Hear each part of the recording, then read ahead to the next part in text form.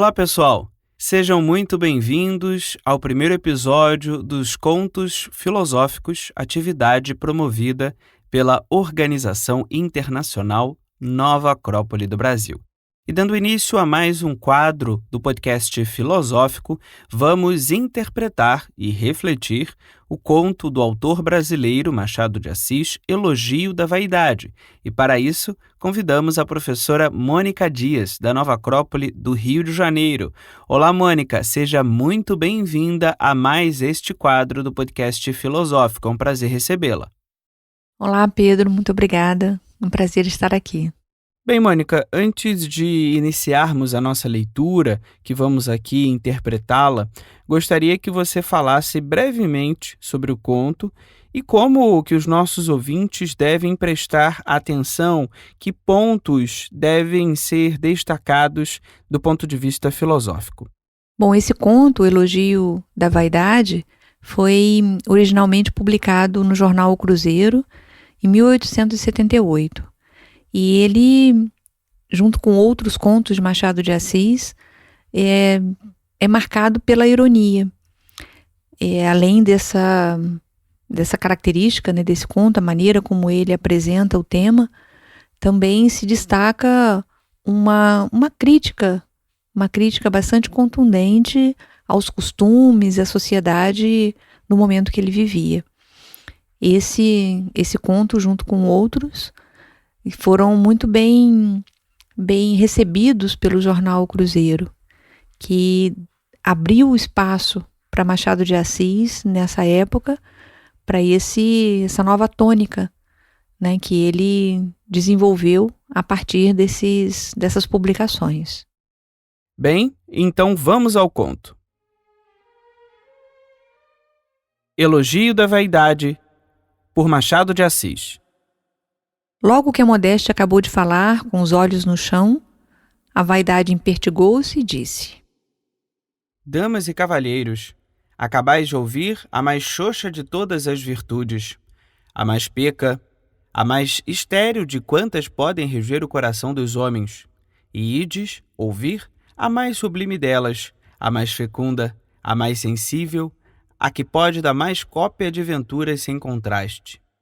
Que eu sou a vaidade, classificada entre os vícios por alguns retóricos de profissão, mas, na realidade, a primeira das virtudes. Não olheis para este gorro de guizos, nem para estes punhos carregados de braceletes, nem para estas cores variegadas com que me adorno. Não olheis, digo eu, se tendes o preconceito da modéstia. Mas, se o não tendes, reparai bem que estes guizos e tudo mais, longe de ser uma casca ilusória e vã, são a mesma polpa do fruto da sabedoria. E reparai mais que vos chamo a todos, sem os biocos e meneios daquela senhora, minha mana e minha rival. Digo a todos, porque a todos cobiço. Ou sejais formosos como pares, ou feios como Tertes, gordo como Pança, magros como Quixote, varões e mulheres, grandes e pequenos, verdes e maduros, todos os que compondes este mundo, e a vez de compor o outro. A todos falo, como a galinha fala aos seus pintinhos, quando os convoca à refeição, a saber, com interesse, com graça, com amor. Porque nenhum, ou raro, poderá afirmar que eu não o tenha alçado ou consolado. Onde é que eu não entro? Onde é que eu não mando alguma coisa? Vou do salão do rico ao albergue do pobre, do palácio ao cortiço, da seda fina e roçagante ao algodão escasso e grosseiro. Faço exceções, é certo, infelizmente, mas em geral, tu que possuis, busca-me no encosto da tua otomana, entre as porcelanas de tua baixela, na portinhola da tua carruagem. Que digo, busca-me em ti mesmo, nas tuas botas, na tua casaca, no teu bigode. Busca-me no teu próprio coração. Tu que não possuis nada, perscruta bem as dobras da tua estamenha, os recessos da tua velha arca. Lá me acharás entre dois vermes famintos, ou ali, no fundo do teu sapato sem graxa, ou entre os fios da tua grenha sem óleo? Valeria a pena ter, se eu não realçasse os teres? Foi para escondê-lo ou mostrá-lo que mandaste vir de tão longe esse vaso opulento? Foi para escondê-lo ou mostrá-lo que encomendaste à melhor fábrica o tecido que tiveste, a safira que te arreia, a carruagem que te leva? Foi para escondê-lo ou mostrá-lo que ordenaste esse festim babilônico e pediste ao pomar os melhores vinhos? E tu, que nada tens, por que aplicas o salário de uma semana ao jantar de uma hora? Senão porque eu te possuo e te digo que alguma coisa deves parecer melhor do que és na realidade. Porque levas ao teu casamento um coche tão rico e tão caro como o do teu opulento vizinho, quando podias ir à igreja com teus pés. Por que compras essa joia e esse chapéu? Por que talhas o teu vestido pelo padrão mais rebuscado? E por que te remiras ao espelho com amor, senão porque eu te consolo da tua miséria e do teu nada, dando-te, a troco de um sacrifício grande benefício ainda maior? Quem é esse que aí vem, com os olhos no eterno azul? É um poeta. Vem compondo alguma coisa. Segue o voo caprichoso da estrofe. Deus te salve, Píndaro. Estremeceu. Moveu a fronte, desabrochou em riso. Que é da inspiração? Fugiu-lhe. A estrofe perdeu-se entre as moitas. A rima esvaiu-se-lhe por entre os dedos da memória. Não importa. Fiquei eu com ele. Eu, a musa 10ª, e portanto o conjunto de todas as musas, pela regra dos doutores de Ganarello. Que ar beatífico! Que satisfação sem mescla! Quem dirá esse homem que uma guerra ameaça levar 1 milhão de outros homens? Quem dirá que a seca devora uma porção do país? Nesta ocasião ele nada sabe, nada ouve. Ouve-me. Ouve-se. Eis tudo.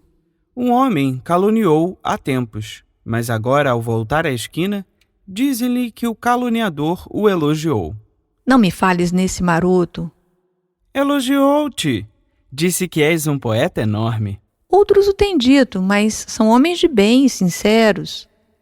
Será ele sincero? Confessa que não conhece poeta maior. Peralta. Naturalmente arrependeu-se da injustiça que me fez. Poeta enorme, disse ele? O maior de todos. Não creio. O maior? O maior. Não contestarei nunca os seus méritos. Não sou como ele que me caluniou. Isto é, não sei, disseram-me. Disse tanta mentira? Tem gosto, maroto. É um pouco estouvado às vezes, mas tem gosto. Não contestarei nunca os seus méritos. Haverá pior coisa do que mesclar o ódio às opiniões? Que eu não lhe tenho ódio. Nenhum ódio. É estouvado, mas imparcial. Uma semana depois, vê-lo-eis de braço com o outro, à mesa do café, à mesa do jogo, alegres, íntimos, perdoados. E quem embotou esse ódio velho, senão eu? Quem verteu o bálsamo do esquecimento nesses 2 corações irreconciliáveis? Eu, a caluniada amiga do gênero humano. Dizem que o meu abraço dói. Calúnia, amados ouvintes. Não escureço a verdade. Às vezes há no mel uma pontazinha de fel. Mas, como eu dissolvo tudo... Chamai aquele mesmo poeta, não Píndaro, mas Trissotim. Vê-lo-eis derrubar o carão, estremecer, rugir, morder-se, como os zoilos de bocagem. Desgosto convenho, mas desgosto curto. Ele irá dali remirar-se nos próprios livros. A justiça que um atrevido lhe negou, não lhe negarão as páginas dele. A mãe que gerou o filho, que o amamenta e acalenta, que põe nessa frágil criaturinha o mais puro de todos os amores, essa mãe é Medeia, se a compararmos àquele engenho que se consola na injúria, relendo-se. Porque se o amor de mãe é a mais elevada forma do altruísmo, o dele é a mais profunda forma de egoísmo. E só há uma coisa mais forte que o amor materno: é o amor de si próprio. Vede este outro, que palestra como um homem público. Palestra? Disse eu. Não, é o outro que fala. Ele nem fala, nem ouve.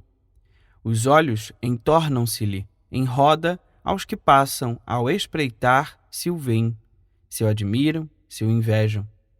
Não corteja as palavras do outro. Não lhes abre sequer as portas da atenção respeitosa.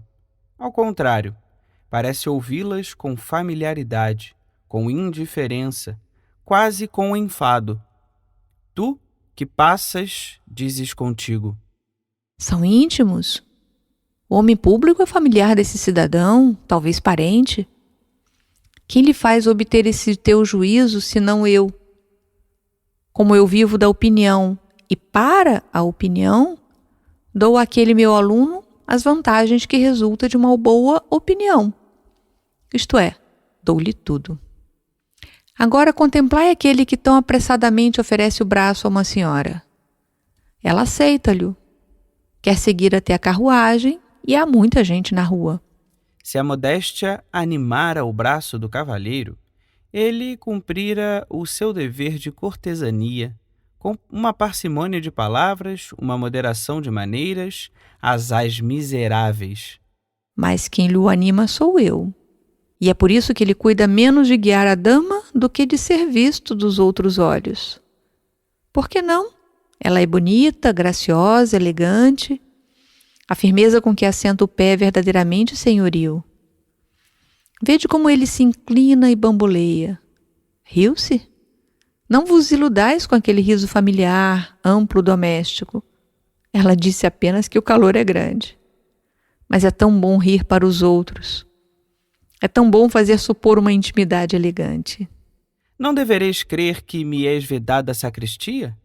De certo, contudo, acho meio de lá penetrar uma ou outra vez às escondidas, até as meias roxas daquela grave dignidade, a ponto que lhe fazer esquecer as glórias do céu pelas vanglórias da terra.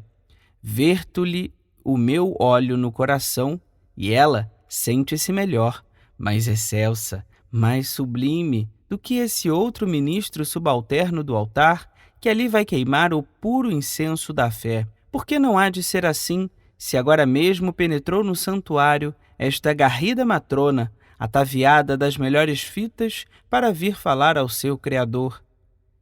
Que farfalhar! Que voltear de cabeças! A antífona continua, a música não cessa. Mas a matrona suplantou Jesus na atenção dos ouvintes. Ei-la que dobra as curvas, abre o livro, compõe as rendas, murmura a oração, acomoda o leque. Traz no coração duas flores, a fé e eu. A celeste colheu-a no catecismo que lhe deram aos 10 anos. A terrestre colheu-a no espelho que lhe deram aos 8. São os seus 2 testamentos, e eu sou o mais antigo. Perderia o tempo e o latim. Omnia vanitas. Para que citá-los, arrolá-los, se quase toda a terra me pertence? E digo quase porque não há negar que há tristezas na terra. E onde há tristezas, aí governa a minha irmã bastarda, aquela que ali vedes com os olhos no chão. Mas a alegria sobrepuja o enfado, e a alegria sou eu.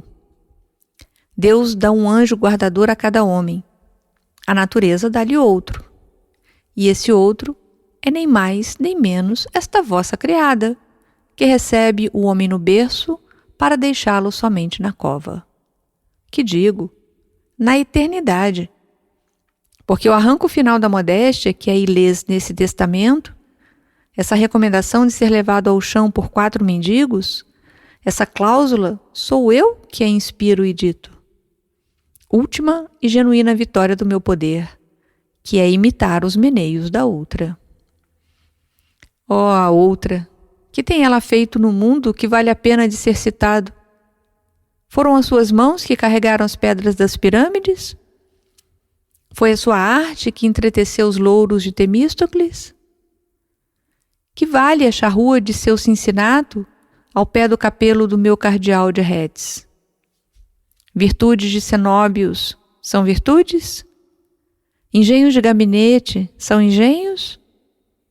Traga-me ela uma lista de seus feitos, de seus heróis, de suas obras duradouras. Traga-ma e eu a suplantarei, mostrando-lhe que a vida, que a história, que os séculos nada são sem mim. Não vos deixeis cair em tentação da modéstia. É a virtude dos pecos. Acharás de certo algum filósofo que vos louve, e pode ser que algum poeta que vos cante. Mas louvaminhas e cantarolas têm a existência e o efeito da flor que a modéstia elegeu para emblema. Cheiram bem, mas morrem depressa. Escasso é o prazer que dão, e ao cabo definhareis na soledade. Comigo é outra coisa. Achareis, é verdade, algum filósofo que vos talhe na pele, algum frade que vos dirá que eu sou inimiga da boa consciência. Petas, não sou inimiga da consciência boa ou má. Limito-me a substituí-la quando a vejo em frangalhos. Se é ainda nova, ponho-lhe diante de um espelho de cristal, vidro de aumento. Se vos parece preferível o narcótico da modéstia, dizei-o, mas ficais certos de que excluireis do mundo o fervor, a alegria, a fraternidade. Ora, pois, cuido haver mostrado o que sou e o que ela é. E nisso mesmo revelei a minha sinceridade, porque disse tudo, sem vexame nem reserva. Fiz o meu próprio elogio, que é vitupério segundo o antigo rifão. Mas eu não faço caso de rifões. Vistes que sou a mãe da vida e do contentamento, o vínculo da sociabilidade, o conforto, o vigor, a ventura dos homens. Alço a uns, realço a outros, e quem é isto é tudo, e não se deixa vencer de quem não é nada. E reparai que nenhum grande vício se encobriu ainda comigo. Ao contrário, quando Tartufo entra em casa de Orgon, dá um lenço a Dorina para que cubra os seios. A modéstia serve de conduta a seus intentos. E por que não seria assim, se ela ali está de olhos baixos, rosto caído, boca taciturna? Poderíeis afirmar que é Virgínia e não Locusta? Pode ser uma ou outra, porque ninguém lhe vê o coração. Mas comigo, quem se pode enganar com este riso franco, irradiação do meu próprio ser? Com esta face jovial, este rosto satisfeito, que um quase nada obumbra, que outro quase nada ilumina. Estes olhos que não se escondem, que se não esgueiram por entre as pálpebras, mas fitam serenamente o sol e as estrelas. O quê? Credes que não é assim? Querem ver que eu perdi toda a minha retórica e que, ao cabo da pregação, deixo um auditório de relapsos? Céus, dar-se-á caso a minha rival vos arrebatasse outra vez?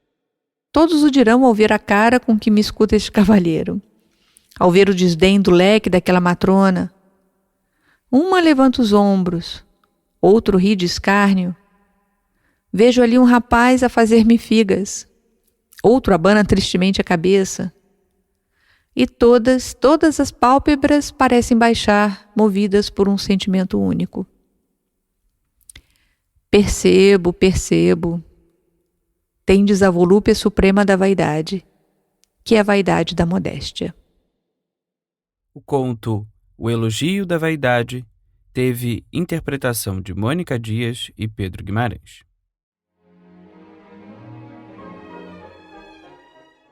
Bem, Mônica, então vamos agora a uma breve reflexão filosófica sobre esse conto, que primeiro traz a ironia em relação à ideia da vaidade e segundo traz uma linguagem própria do seu tempo, própria do fim do século XIX e talvez alguns termos não sejam de tão fácil compreensão.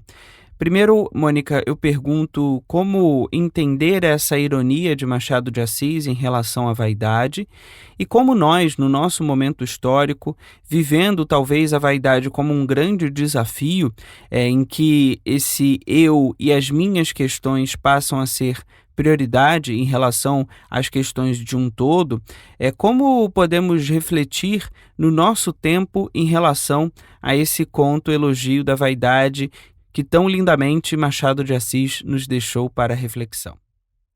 Esse conto tem uma atualidade impressionante.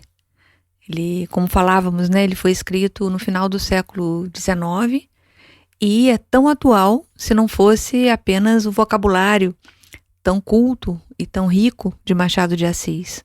Se substituíssemos por um vocabulário mais contemporâneo, ele passaria perfeitamente como uma obra atual, porque o tema é muito atual. E a ironia é uma das formas mais interessantes para se apresentar a verdade, porque ela se veste de uma crítica, se veste de uma roupagem para nos apontar, né, muitos erros, muitos equívocos. E isso é uma das coisas bastante interessantes desse conto, porque quando ele destaca, né, que a vaidade é a raiz ou a causa de muitos bens, né, de muitos benefícios, facilmente está nos apontando os nossos enganos, os nossos equívocos, que atualmente tem sido bastante comum, né, comuns esses erros, esses equívocos de distorcer a raiz verdadeira dos conceitos e também os conceitos que se aplicam ao nosso comportamento, à nossa forma de vida. É muito comum atualmente a gente ver uma distorção entre virtudes e defeitos, virtudes e vícios, muitas vezes destacando um vício como apenas uma característica da personalidade. E isso é bastante complicado, é uma armadilha, na verdade. Porque uma coisa é o que ele destaca, né? Ele vai identificando os vários momentos e os vários lugares em que a vaidade se apresenta, e isso é realmente verdadeiro, né? Ela está presente em praticamente todos, né? Como ela se ufana, né? De estar presente em todos os lugares, em todas as pessoas. Mas outra coisa é considerar isso uma característica natural, normal e inclusive desejável para o ser humano, em oposição à modéstia ou à humildade. Mas, na verdade, a vaidade é um defeito, né? Uma falha, é uma falha moral, né? É um vício. E ela é a raiz de muitos males. Não é a causa das grandiosidades, né, das grandezas humanas. Pelo contrário, porque ela está imbuída de egocentrismo, né, de egoísmo, de separatividade. E causa muitos estragos, né, no nosso mundo. E nesse momento, né, que a gente vive, com tantas exposições nas redes sociais, a vaidade tem crescido muito. Inclusive tem sido bastante defendida, né? A própria vaidade como personagem do conto de Machado de Assis encontraria atualmente muitas e muitos defensores, né? Outros elogiosos da vaidade. E isso é uma armadilha do nosso tempo, né? A necessidade de afirmar-se, de receber elogios, afirmações, né, externas, muitas vezes é a causa de muito sofrimento psicológico, né, de muita insatisfação e o que eu considero ainda mais difícil e complicado, né, um afastamento dos elementos mais verdadeiramente humanos, que são as virtudes. Se pensamos, né, na virtude como um poder da alma, como uma potência da alma verdadeiramente humana, teríamos então uma trilha, um caminho de aperfeiçoamento e desenvolvimento dessas virtudes. Mas quando a gente se perde no meio do caminho, quando a gente distorce a referência, nós ficamos andando em círculo. E uma possibilidade de aperfeiçoamento, de melhoria, de qualificação humana em direção, né, a uma evolução, essa proposta fica no meio do caminho. Então isso é o que eu considero mais interessante, né, entre tantas maravilhas, né, desse conto de Machado de Assis, com toda a sua obra, é justamente esse alerta, né, dos riscos, dos perigos, né, das armadilhas que a vaidade nos apresenta. Refletindo aqui, Mônica, Machado nos fala sobre a modéstia como uma contraparte para entender como fugir, né? Como sair dessa prisão que a vaidade gera, prisão do mundo material, prisão de simplesmente dar o braço a uma dama, como diz ali o conto, para atravessar a rua não por um exercício de cortesia, mas sim por um exercício de ser visto, né? Com uma dama muito bonita, muito bem vestida, e por aí vai, como ele nos coloca. Bem, como podemos refletir essa relação entre virtude e vício e também como podemos falar sobre a modéstia, que também poderíamos chamar de humildade. Nós entendemos a filosofia como amor à sabedoria, o amor à verdade. E se percebemos, né, a vaidade como uma exaltação, uma exacerbação, né, um exagero de uma característica, de uma situação, de um estado, né, humano, essa percepção, ela distorce a realidade, distorce a verdade, né? E é justamente essa contraparte que é o conceito da humildade, né? A humildade nada tem de humilhação ou de subserviência, mas a humildade como uma virtude, ela fala de uma real consciência de quem eu sou, de qual é o meu valor, nem mais nem menos. Enquanto que a vaidade exagera, né, aumenta o valor, né, do ser humano, extrapola além do que é, né? Então, um caminho da filosofia está sempre nos instigando para ir em busca da realidade, da verdade, da sabedoria, daquilo que é, além dos enganos, né? Além das sombras, dos enganos, do colorido, né? Das ilusões que às vezes a vida ou nós mesmos nos colocamos. Para caminharmos então para o final desse nosso podcast, gostaria de deixar esse espaço, Mônica, para que você trouxesse as suas reflexões finais sobre o tema. Bom, falamos de virtudes, de vícios, né, de valores humanos, e esse conto nos instiga a isso, né, a refletir, a buscar coisas que valem a pena, né, coisas que sejam verdadeiras para o ser humano. E numa qualificação, né, de uma trilha de vida, buscando o sentido da vida, que é o que a filosofia nos propõe, nada melhor do que buscar o verdadeiro, que se aplica também ao conceito e à percepção sobre nós mesmos. Bem, Mônica, quero te agradecer a presença aqui na estreia do nosso quadro. Seja sempre muito bem-vinda e até as próximas. Obrigada, Pedro. Até a próxima. Bem, pessoal, então, para aqueles que querem ouvir esse conteúdo novamente, ou os nossos diálogos filosóficos, além dos quadros da revista Esfinge, podem acessar o nosso site, o nova-acrópole.org.br/podcast. Por lá, você ouve todos os nossos conteúdos e conhece, claro, a filosofia como a arte de viver. Até a próxima, até o próximo conto.